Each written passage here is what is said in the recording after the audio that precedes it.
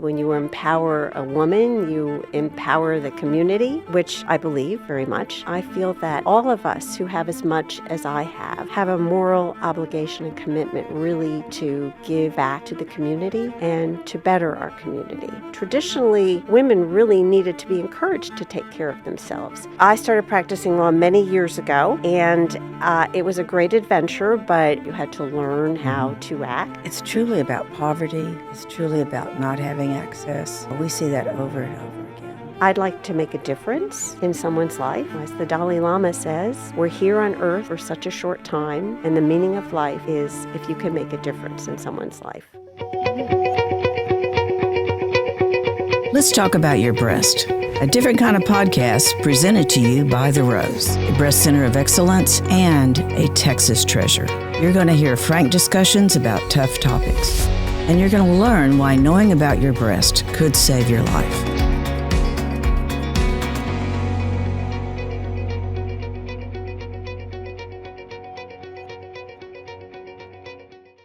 Theresa, thank you so much for being with us here today. My pleasure. You know, you've been our board chair for the past 2 years, and you've been on the board since August of 2019. So tell us a little bit about what it means to be the chair of a board of a nonprofit.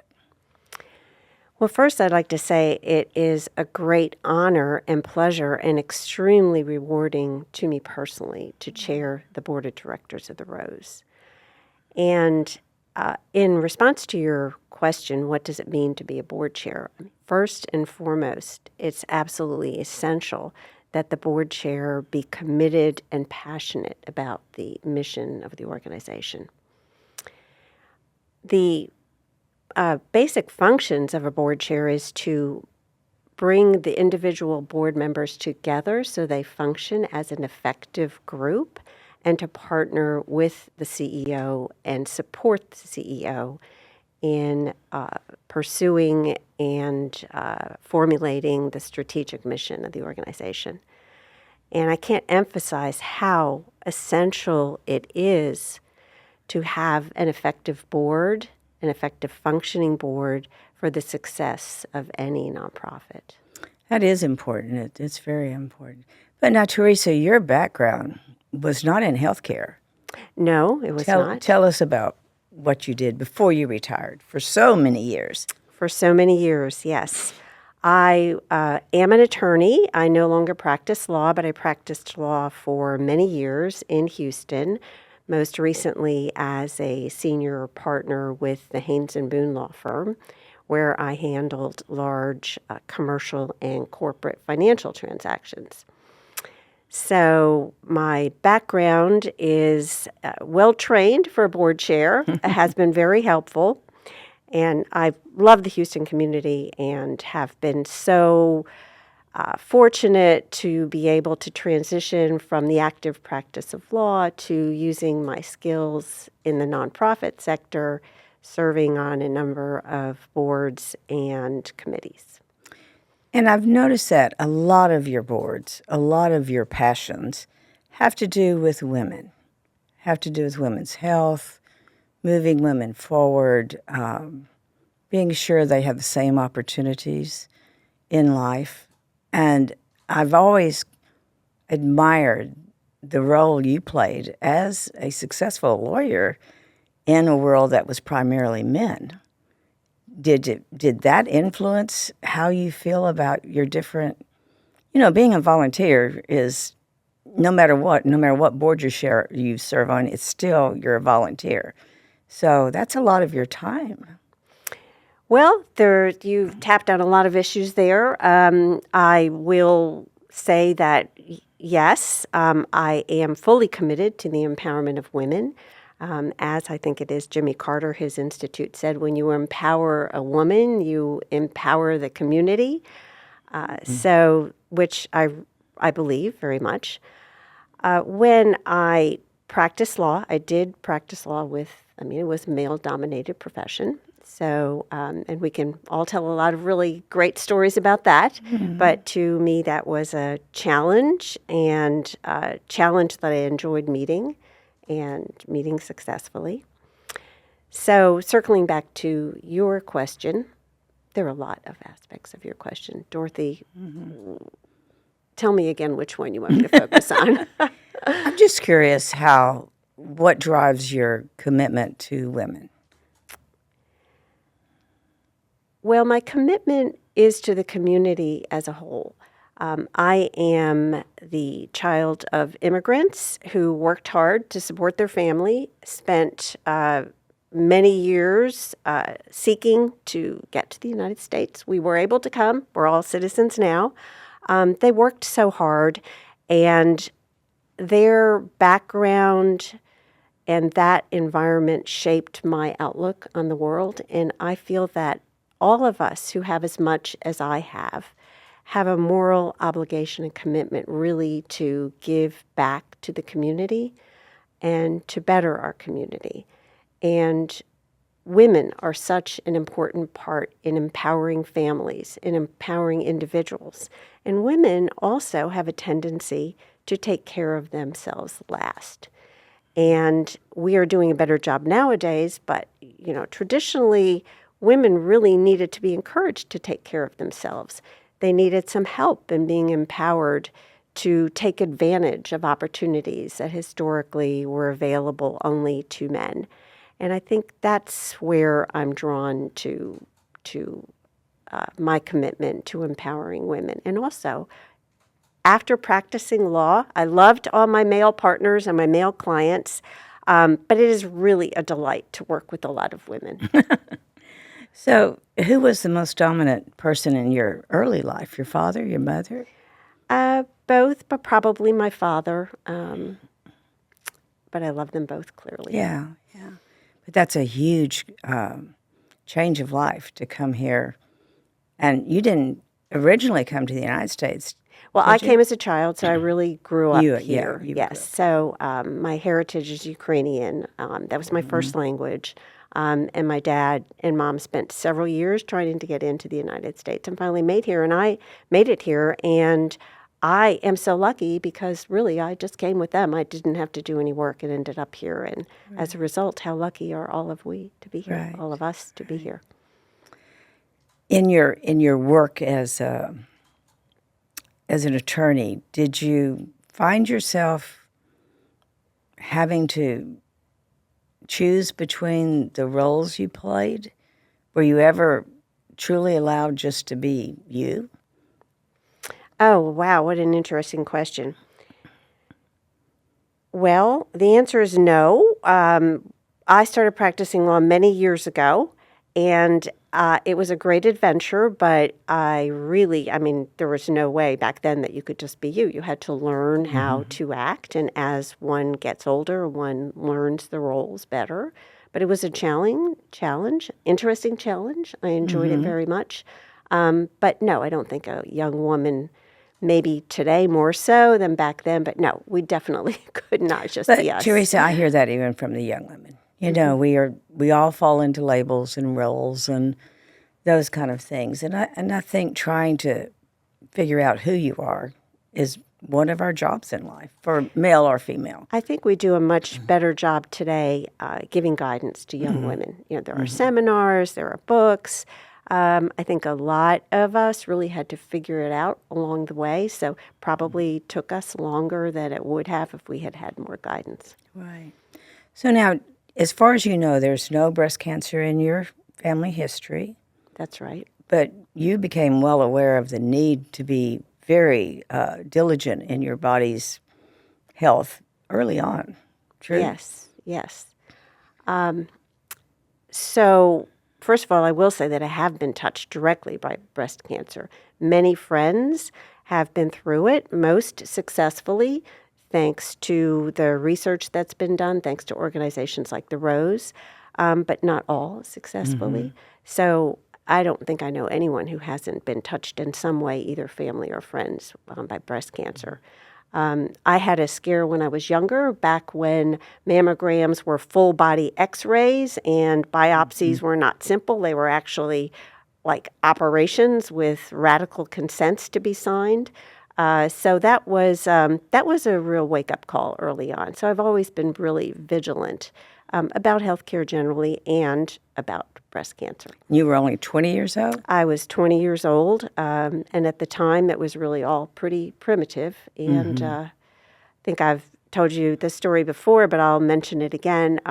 At the time, it was terrifying, but I couldn't sign my own consent. My dad had to come with me, and they asked the hospital, the surgeon asked my dad to sign a consent saying that if he found anything that he found to be, ultra suspicious or that he thought was breast cancer, that he could do a full mastectomy.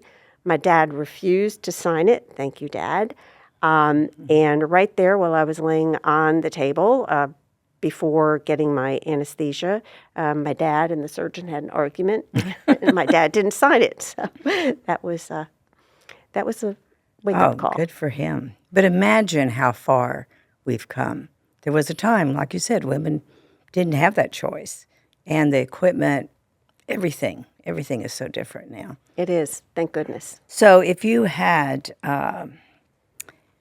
one message to give to women, and I'm talking about Theresa, Theresa the woman, what would it be? I would, like so many others who have been asked this question, it would be to take care of yourself, not only physically, but also emotionally, to do what you can to reach that state of inner peace and contentment. So how does Theresa take care of herself? What is your self-care? Well, I'd say it's deliberate, and it's both physical and emotional, and I do deliberately focus on controlling my emotions and trying to find that place of inner contentment. And many other things like eating healthy. Oh, yes. Eating healthy, getting enough sleep, focusing on positive emotions like gratitude, compassion, empathy, social connection, family. Do you think you're more busy now since you're, quote, retired? Oh, gosh. Well, I'm busy in a different way and really enjoying it so much. It sounds like it. So what have you learned in these, we're talking last 6-7 years with the Rose? What have you learned in general, specifically? Oh, gosh. I've learned so much. I've learned about access to health care and lack thereof. I've learned about the state of Texas and its policies. I've learned about what we need to do. And I've learned about how committed and united a staff can be. Our staff is just amazing under the atmosphere the culture that you've created together with your executive team of inclusiveness and compassion for our patient care. And I've learned that it is possible to create that environment for caring for patients, and it's really been amazing to see. Oh, thank you for that. But it's truly my staff. They It's understand. from the top. That message comes from the top. Thank you for that. I am so very proud of the staff. But I do think there's not a person involved with Rose that hasn't seen what happens when you don't have access to care. I think it's become beyond just a job for most of our folks. It's a personal issue that they take on. That really comes through when I talk to the staff. It is more than just a job. I mean, it is a calling. Yeah, and there are so many people that are still in need. I'm glad you touched upon our policies in Texas, which we won't go into too much, but there needs to be a lot more attention on what could help women get through times of difficulty, times of disease. And, it's truly about poverty. It's truly about not having access. We see that over and over again. I know you've met some of our patients who have been there. It's been so eye-opening and such a privilege to talk to your staff members. Thank you. So, Theresa, in your world, do you think the women that you encounter are, I'm sure they're more aware of health care and their own needs. But do you think they act on it?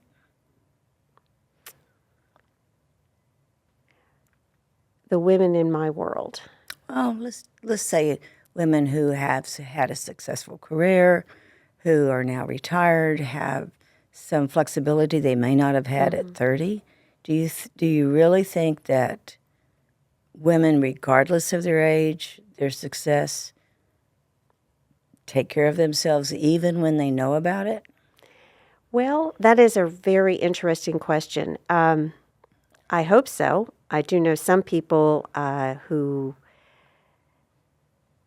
might delay because they're afraid of the news that they might get. But I would say for the most part that professional women nowadays, and especially in Houston where the healthcare industry is so accessible to us and is such, I mean, the experts are so available to us. I think in Houston that women are good about that, yes, are aware and good on following up. Well, that's encouraging. It is. Now, I know that at Rose, we serve a wide community of many backgrounds.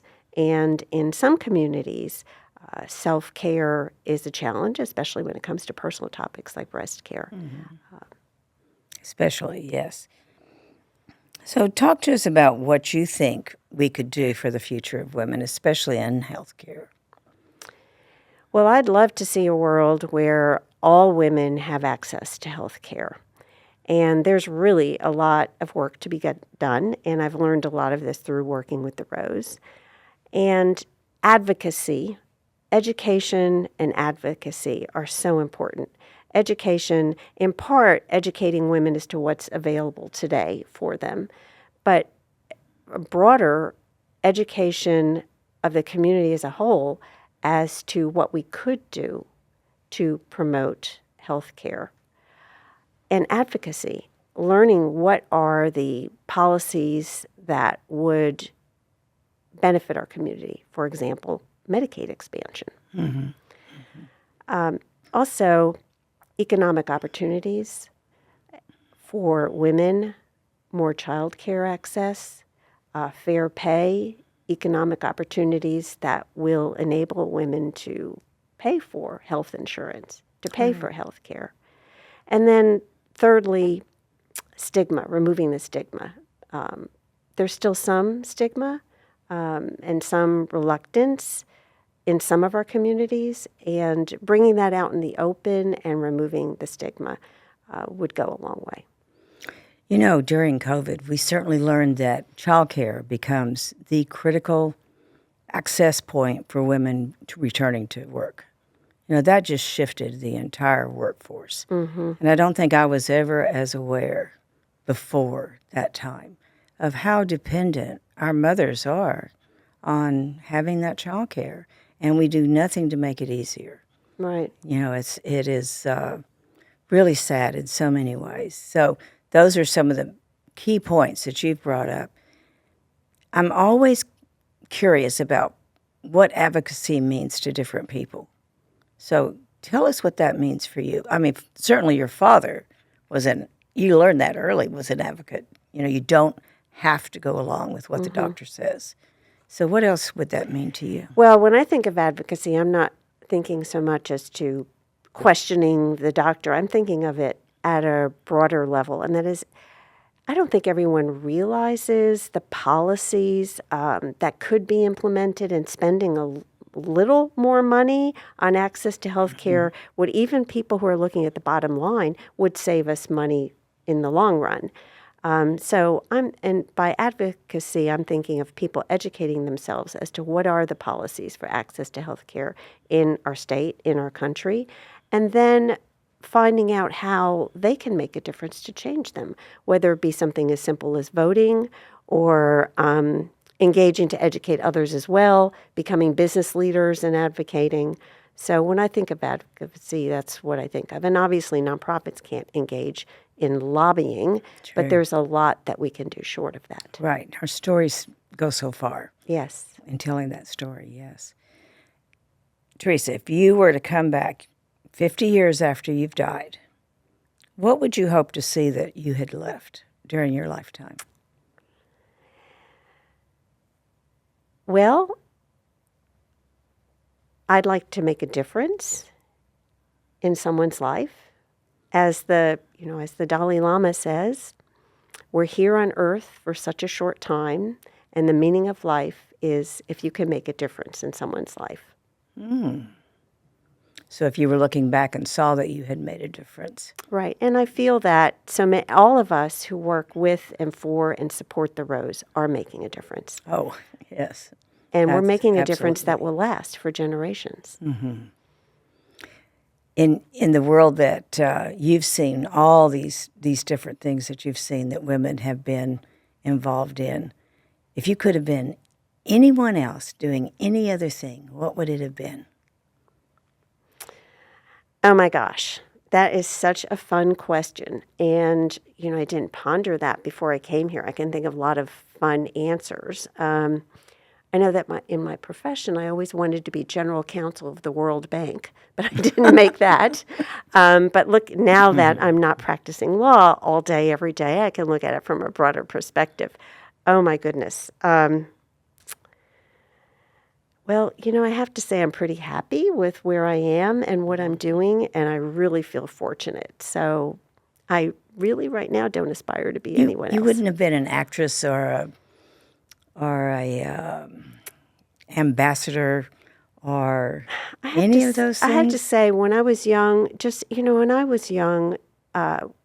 when I started law school, only less than 5% of the nation's attorneys were women. So that was a big adventure. Oh, yes. It was a great adventure for me. And it was, when I look back at it, I just think, what a trip. And, I'm happy with it. And I'm happy with where I am and what I've done.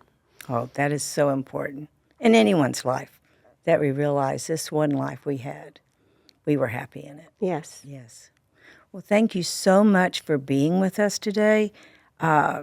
You have been an incredibly inspiring board chair, let me tell you. Oh, thank you, Dorothy. And such a support through all these years. And Thank you. I think a lot of what I've appreciated about you is you have let us vision. You have let us dream. You've not ever said, oh, we can't do that. So I think that's the other thing about being a board chair for a CEO that is so important. So thank you for that. Oh, well, thank you, Dorothy, for the privilege of being board chair and of sitting with you during this interview. I've really enjoyed it. Thank you for joining us today on Let's Talk About Your Breasts. This podcast is produced by Speak Podcasting and brought to you by The Rose. Visit therose.org to learn more about our organization. Subscribe to our podcast, share episodes with friends, and join the conversation on social media using hashtag Let's Talk About Your Breasts. We welcome your feedback and suggestions. Consider supporting The Rose. Your gift can make the difference to a person in need. And remember, self-care is not selfish, it's essential.